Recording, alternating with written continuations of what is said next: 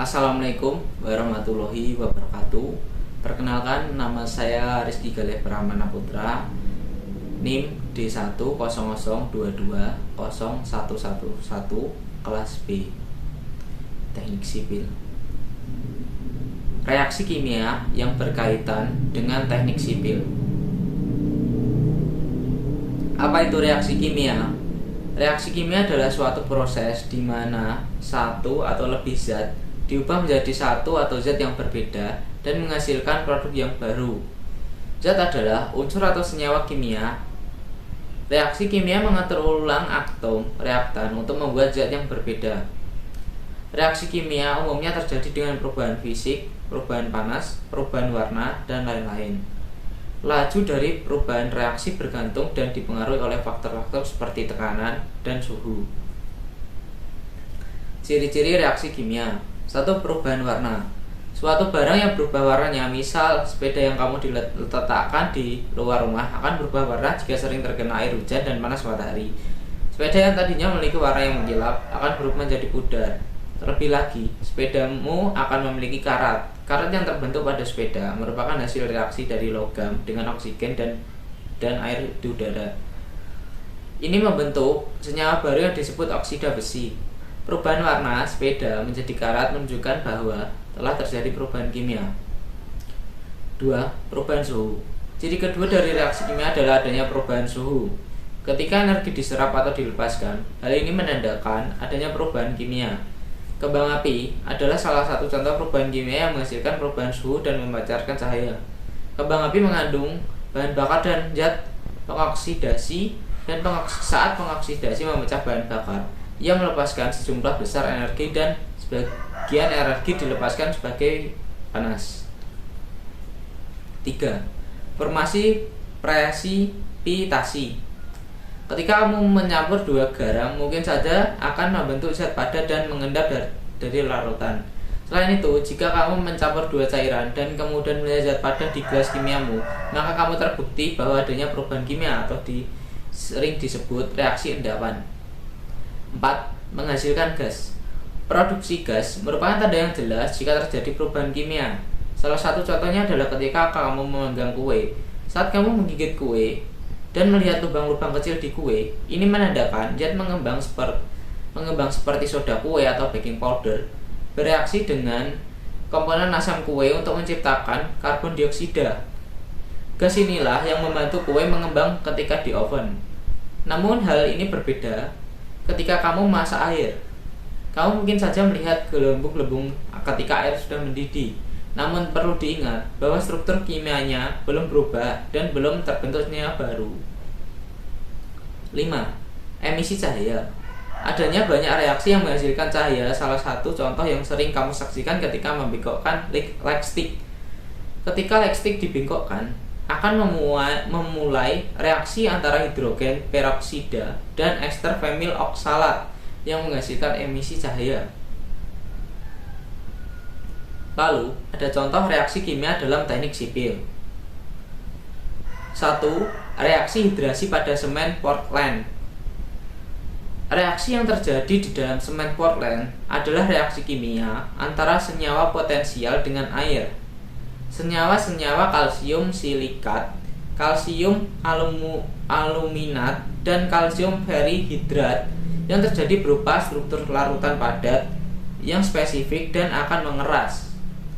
Reaksi selanjutnya adalah interaksi antara senyawa hidrat tersebut masing-masing saling mengikat membentuk struktur baru yang kokoh, kaku, dan kuat yang biasa disebut pasta, mortar, atau beton. Hidrasi semen. Hidrasi semen atau semen Portland adalah suatu reaksi kimia yang berurutan antara ciker, kalsium sulfat, dan air sampai akhirnya suspensi semen mengeras. Hidrasi dapat dikelompokkan menjadi dua kelompok, yaitu 1. Hidrasi dengan temperatur rendah, 2. Hidrasi dengan temperatur tinggi. Adapun reaksi kimia saat proses hidrasi sebagai berikut: 2C3S ditambah atau plus 6H2O, C3S2H3 plus 3Ca atau OH2 ditambah energi panas. 2C2S plus 4H2O C3S2H3 plus CaOH2 tambah energi panas. Persenyawaan semen dengan air akan mengeluarkan panas. Adanya pembebasan panas ini membantu mempercepat pengerasan atau proses hidrasi. Tetapi setelah pengerasan terjadi, bagian yang telah mengeras mempunyai sifat lambat menyalurkan panas. Menurut Popovich, proses hidrasi dapat digambarkan dalam beberapa tahap seperti berikut. 1. Tahap zero stakes, yaitu ketika permulaan semen dan air pertama terjadi kontak. 2. Tahap first stakes, yaitu kelanjutan dari tahap pertama ketika gel dari hasil proses hidrasi memulai menempel pada permukaan partikel semen dalam jumlah yang banyak, kemudian membuat lapisan pelindung untuk mencapai bagian dari semen yang belum terhidrasi. Dan pada tahap ini membutuhkan cukup banyak air untuk semua proses reaksi tersebut. 3. Tahap second stakes, yaitu proses setelah tahap first stakes ketika lapisan gel menjadi begitu tebal yang menempel pada permukaan partikel semen. Pada tahap ini reaksi menjadi lebih lambat. Selanjutnya ada reaksi pengendapan pada corok beton. Reaksi pengendapan adalah suatu jenis reaksi padatan lainnya selama reaksi kimia. Pengendapan juga bisa terjadi dikarenakan difusi dalam padatan. Pada saat reaksi terjadi dalam larutan cair, terbentuklah padatan disebut dengan endapan, yang biasa berlangsung dalam cairan misal air. Sebuah reaksi bisa dikatakan reaksi pengendapan jika reaksi tersebut menghasilkan suatu endapan. Endapan yaitu sebuah zat padat yang tidak larut dalam cairan tersebut, atau reaksi pengendapan yaitu suatu reaksi pembentukan padatan dalam larutan di dalam atau di dalam. Bahan kimia yang menyebabkan terjadinya padatan disebut dengan pengendap. Tanpa adanya kekuatan energi gravitasi yang cukup untuk membawa bersama-sama partikel padat ke bawah, maka endapan akan tetap sebagai suspensi. Sesudah terjadi sedimentasi, endapan bisa disebut pelet. Cairan yang sudah tidak memiliki endapan disebut supernat, seperti gambar di samping. Ketika yang pertama itu larutan, yaitu masih tercampur antara suspensi dan endapan atau supernat. Lalu gambar kedua, suspensi menurun ke bawah menjadi endapan dan supernat ke atas seperti gambar yang 3, menjadikan suatu proses pengendapan. Reaksi kimia pengendapan. Contoh reaksi kimia pengendapan yaitu pada saat larutan perak nitrat AgNO3 ditambahkan dalam larutan yang di dalamnya terkandung kalium klorida atau KCl, maka dapat terbentuk endapan putih perak klorida AgCl. AgNO3 Ag plus KCl Ag menjadi AgClS plus KNO3 Ag. Reaksi ini bisa ditulis dengan menekankan pada disosiasi ion. Hal tersebut dikenal dengan persamaan ion. Ag plus Ag plus NO3 min Ag plus K plus Ag plus Ci min Ag menjadi AgClS plus Ka plus Ag plus NO3 min Ag. Sebuah cara yang digunakan untuk menjelaskan reaksi endapan disebut dengan reaksi ion bersih. Setiap ion pelengkapan pada hal ini tidak berperan terhadap reaksi atau akan dihilangkan. Persamaan di atas bisa disederhanakan menjadi persamaan berikut ini. Ag plus Ag plus Cl min Ag menjadi AgClS. Yang ketiga, reaksi pelapukan batuan pada talut. Pelapukan kimia atau penghancuran batuan oleh pengubahan kimia terhadap mineral-mineral pembentukan yang melibatkan beberapa reaksi penting antara unsur-unsur di atmosfer dan mineral-mineral pada kerak bumi. Dalam proses-proses ini, struktur dalam mineral semula terurai dan terbentuk mineral-mineral baru dengan struktur kristal baru yang stabil di atas permukaan bumi. Reaksi yang demikian menyebabkan terjadinya perubahan besar terhadap komposisi kimia, sifat fisik batuan, sehingga dapat dikatakan proses dekomposisi.